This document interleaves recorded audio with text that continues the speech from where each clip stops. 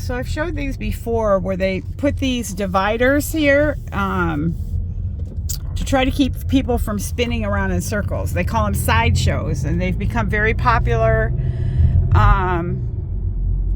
in the Bay Area. They even had the Bay Bridge, a very large bridge that gets you into San Francisco.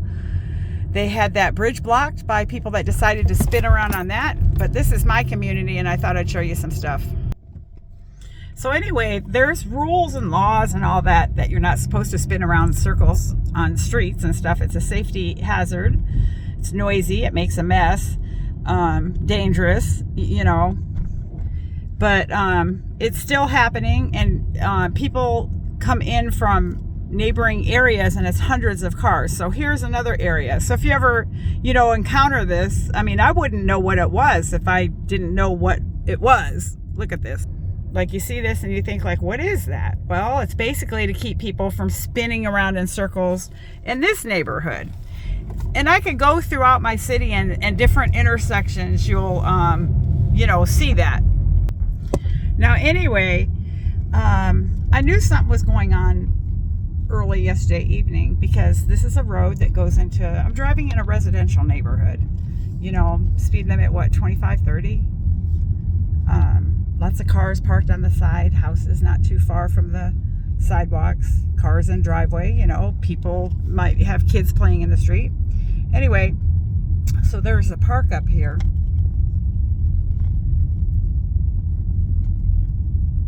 And let me show you this nonsense. See all that?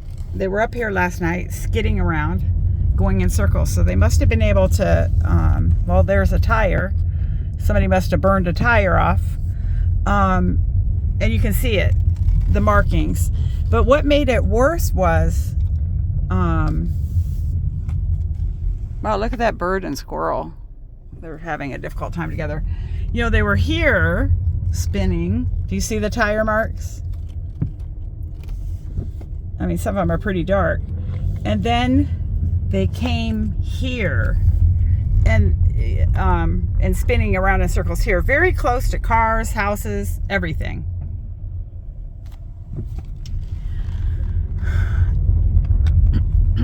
The police did show up, and they came and they blocked kind of the entrance a little bit to the side, but they were faced with about 40 to 45 cars of belligerent, unlawful people.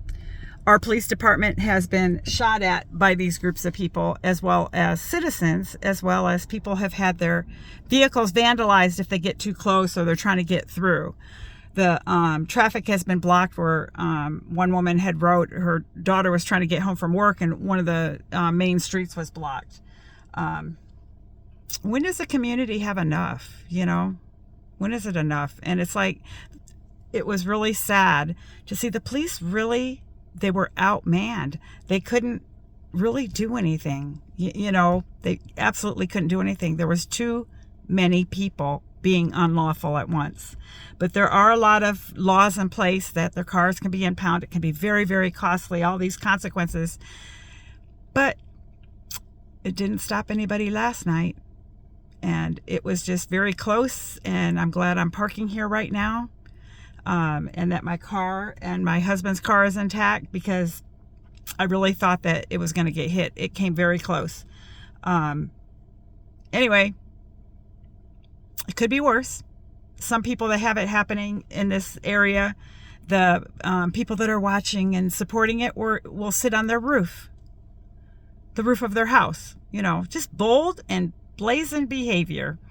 And I'm a 61-year-old grandma. And I want to, do something not nice to them. What is somebody who's younger and maybe more fired up want to do? I don't know. I think it's terrible. Anyway, take care. Inhale, exhale. It's going to be a good day.